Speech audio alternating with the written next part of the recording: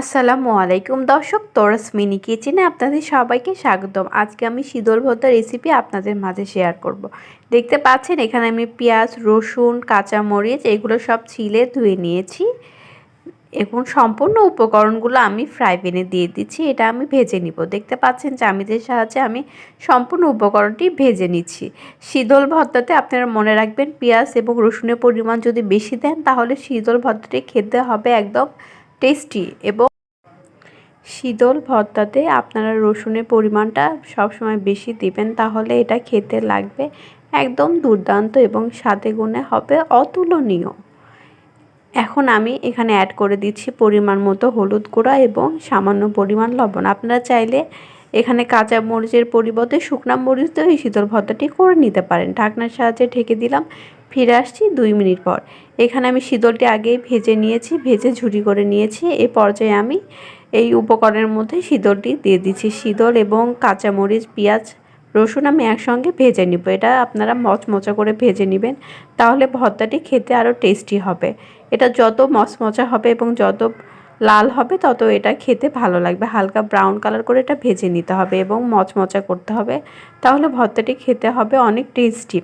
এ পর্যায়ে আমি ধনেপাতা অ্যাড করে দিচ্ছি। ধনেপাতা যদি শীতল ভর্তাতে অ্যাড করেন তাহলে স্বাদে গুণে হবে একদম অতুলনীয় এবং খেতেও হবে দুর্দান্ত।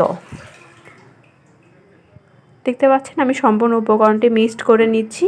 এভাবে আপনারা একটু সময় নিয়ে এই ভর্তাটি ভেজে নেবেন।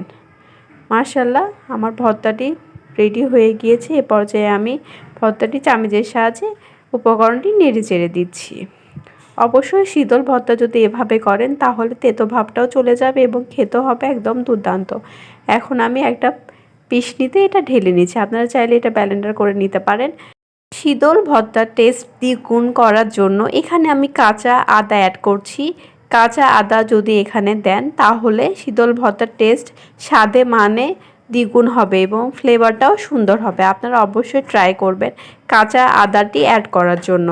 এখন আমি পিশনির ঘুটনির সাহায্যে সব কিছু ভর্তাটি মিক্সড করে নিচ্ছি। আপনারা চাইলে এটা ব্লেন্ডার করে নিতে পারেন কিংবা পাটাতে বেটে নিতে পারেন। আমি পিশনিতে ভর্তা করে এজন্য পিশনিতে আমি এই ভর্তাটি করে নিচ্ছি। দেখতে পাচ্ছেন আমার ভর্তাটি সুন্দরভাবে মিহি হচ্ছে এবং এটা টেস্টে একদম অতুলনীয় হয়েছে। আপনারা যদি আমার টিপসটি ফলো করে এই শীতল ভর্তাটি তৈরি করেন তাহলে আপনাদের ভর্তাটি খেতে হবে একদম সুস্বাদু।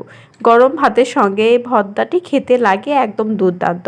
দেখতে পাচ্ছেন আমার ভর্তাটি মিক্সড হয়ে গিয়েছে। এখন আমি আপনাদেরকে দেখাবো কত সুন্দরভাবে মিহি হয়েছে। এখানে আমি সামান্য পরিমাণ সরিষার তেল অ্যাড করে দিব। সরিষার তেল অ্যাড করলে এর টেস্টটা আরও দ্বিগুণ হয়ে যায়। এখানে আমি সামান্য সরিষার তেল দিয়ে দিচ্ছি।